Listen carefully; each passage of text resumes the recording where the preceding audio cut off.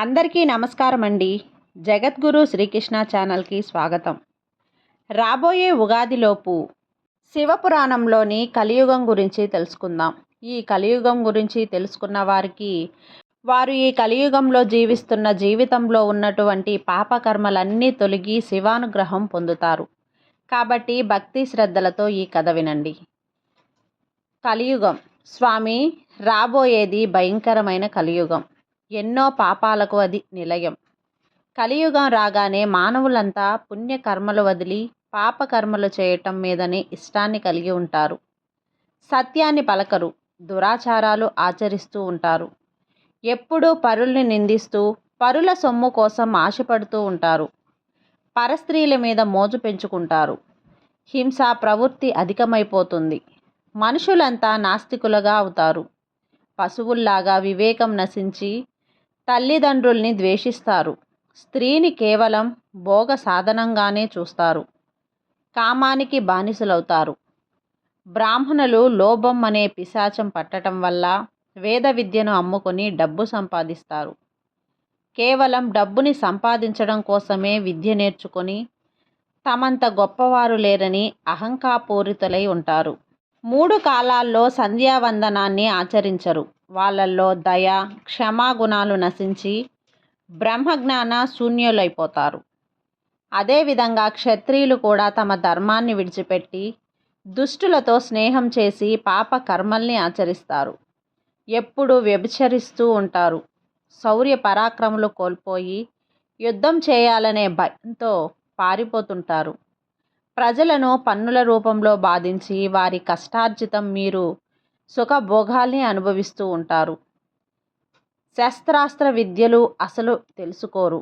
గోవుల్ని, బ్రాహ్మణుల్ని, ప్రజల్ని రక్షించాలనే కనీస ధర్మాన్ని విడిచి వారు పెడచెవున పెడుతూ ఉంటారు.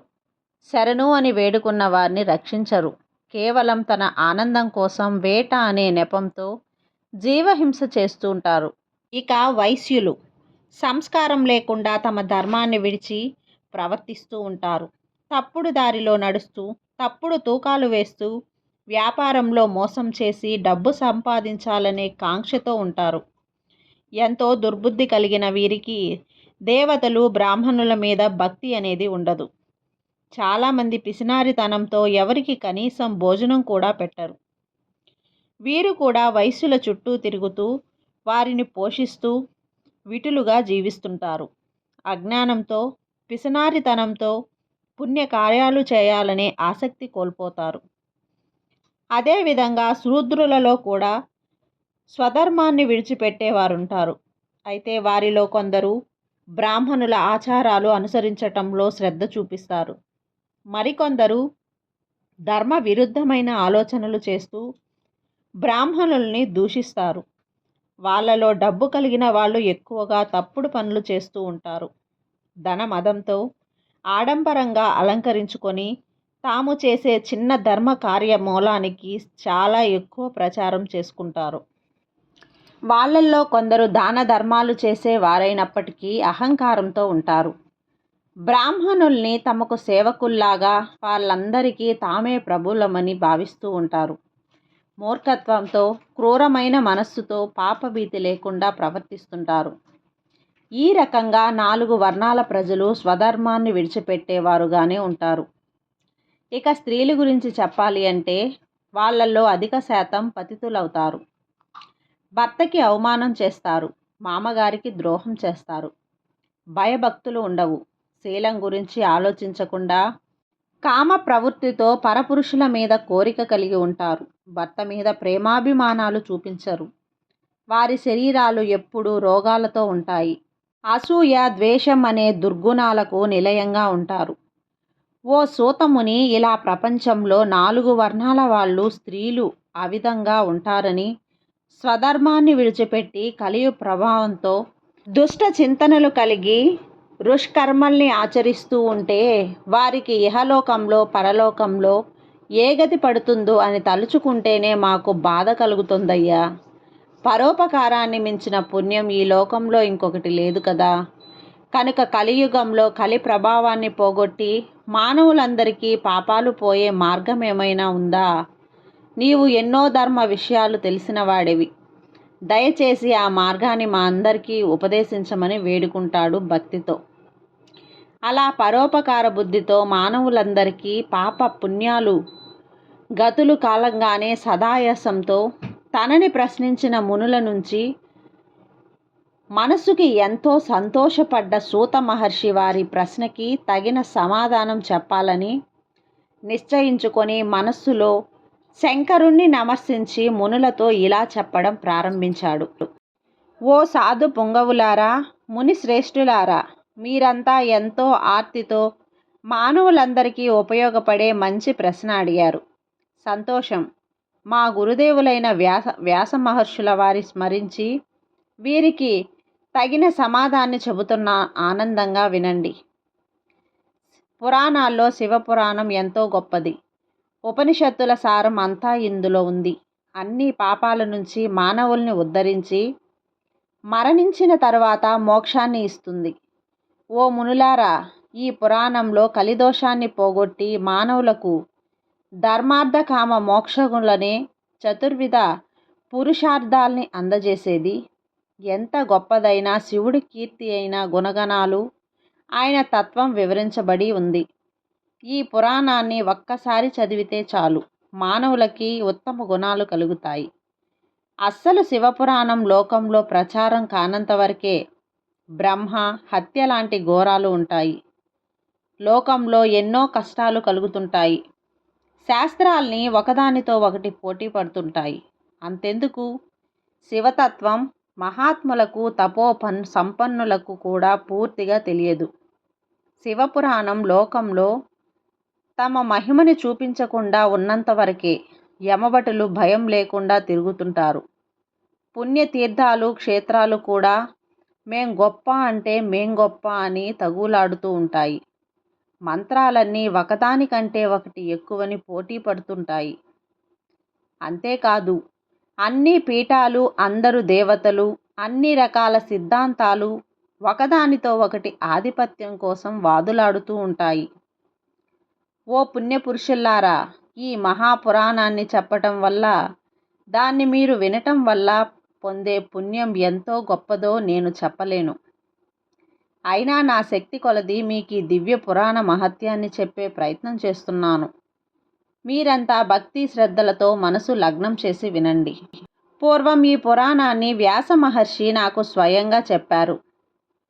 ఈ పురాణంలో ఒక శ్లోకాన్ని కానీ, దానిలో సగాన్ని కానీ ఎవరైనా భక్తి శ్రద్ధలతో పఠిస్తారో ఆ వ్యక్తి క్షణంలో తన పాపాల నుంచి విముక్తులవుతాడు. ఎవరైతే ప్రతిరోజు శక్తి మేరకు ఇందులోని అధ్యాయాల్ని పఠిస్తారో వాడు జీవాత్ముడు. ఎవరైతే ప్రతిరోజు ఈ పురాణాన్ని పూజిస్తారో వారికి అశ్వమేధ యాగం చేసినంత ఫలం లభిస్తుంది. ఎవరైతే శివపురాణాన్ని భక్తిగా నమస్కరిస్తారో వారికి అందరి దేవతల్ని పూజించినంత ఫలితం లభిస్తుంది. దీనిని ఎవరైతే స్వయంగా వ్రాసి శివభక్తులకు అందిస్తారో వారికి వేదశాస్త్రాలు అధ్యయనం చేసి ప్రవచనం చేసినంత అదృష్టం కలుగుతుంది. అలాగే చతుర్దశి రోజు ఉపవాసం చేసి భక్తులందరికీ శివపురాణ మహత్వాన్ని గురించి ఎవరైతే ప్రచారం చేస్తారో అటువంటి ప్రవచకారుడు పలికే ప్రతి అక్షరం గాయత్రి మంత్రాన్ని అక్షర లక్షలు జపించినంత ఫలితాన్ని అతడికి అందిస్తుంది.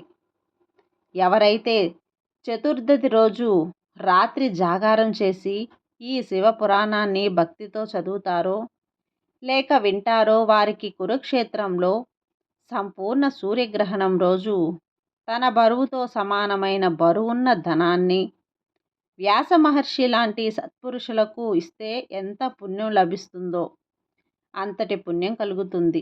ఇది సత్యం, ఇందులో సందేహమే లేదు. ఈ శివపురాణాన్ని రాత్రింబవళ్ళు గానం చేసేవారు ఇంద్రాద్రి దేవతల్ని కూడా ఆజ్ఞాపించగలరు. ఈ పురాణాన్ని ప్రతిరోజు చదివే లేక వినే వ్యక్తి ఏ పుణ్య కార్యాన్ని చేసినా అది ఎన్నో రెట్ల ఎక్కువ ఫలితాన్నిస్తుంది. ఈ పురాణంలోని రుద్ర సంహిత ఎంతో గొప్పది. దాని మీద మనసు లగ్నం చేసి భక్తి శ్రద్ధలతో పఠిస్తే ఆ పఠించేవాడు బ్రహ్మహత్య, పాపాన్నుచుడై విముక్తి పొందుతాడు. ఎవరైతే రుద్ర సంహితను భైరవుడి ఆలయంలో లేక విగ్రహం దగ్గర కూర్చుని పఠిస్తారో వాడి కోర్కెలన్నీ తీరుతాయి. ఎవరైతే మర్రి చెట్టు లేక మారేడు చెట్టు చుట్టూ ప్రదక్షిణలు చేస్తూ రుద్ర సంహితని పఠిస్తారో వారికి బ్రహ్మహత్య పాపం నశిస్తుంది. ఈ శివపురాణంలో ఉన్న మరొక సంహిత కైలాస సంహిత. ఇది ఇంకా పవిత్రమైనది. సాక్షాత్తు వేదాలు ఈ సంహిత రూపాన్ని పొందాయి. ఈ సంహితంలో ఓంకారం అర్థం వివరించబడింది. ఈ కైలాస సంహిత పూర్తి మహత్యం సాక్షాత్తు ఆ పరమేశ్వరుడికే తెలుసు. అందులో సగం మాత్రమే వ్యాసుడికి తెలుసు. ఆయనకి తెలిసిన దానిలో సగం నాకు తెలుసు. అందులో కొంత శాతమే నేను మీకు చెప్పగలను. పూర్తిగా చెప్పటం నా వల్ల కాదు కదా. అసలు ఈ సంహిత గురించి తెలిసిన మరో క్షణంలోనే మానవులు చిత్తశుద్ధిని పొందుతారు. ఓ మునిశ్రేష్ఠులారా, రుద్ర సంహిత నాశనం చెయ్యలేని పాపం లేదు. పరమేశ్వరుడు ఉపనిషత్తులనే సముద్రాన్ని మదిస్తే రుద్ర సంహిత అనే అమృతం పుట్టింది. ఆయన ఆ అమృతాన్ని కుమారస్వామికి అందించారు.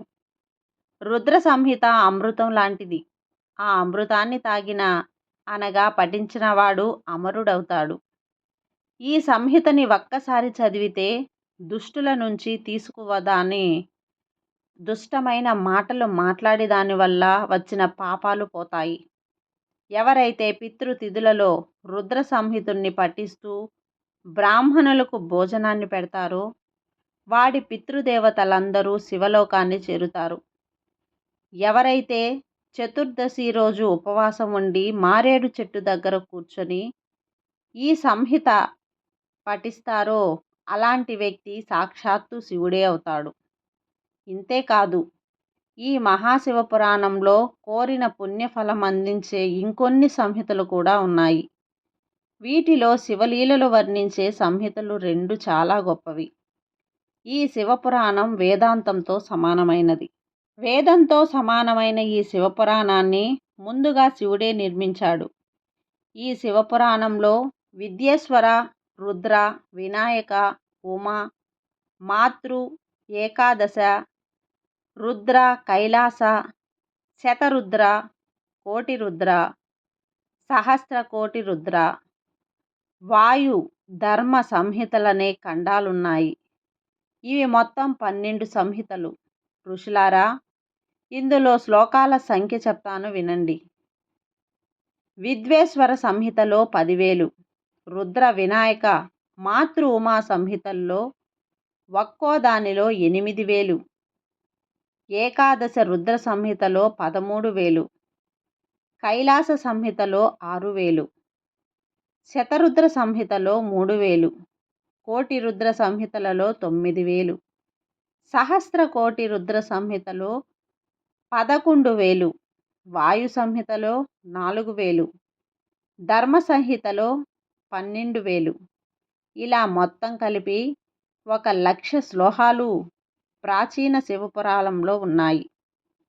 వ్యాస మహర్షి ఇంత పెద్ద పురాణాన్ని సంక్షిప్తం చేసి 24,000 శ్లోకాలతో 7 సంహితలుగా రచించాడు.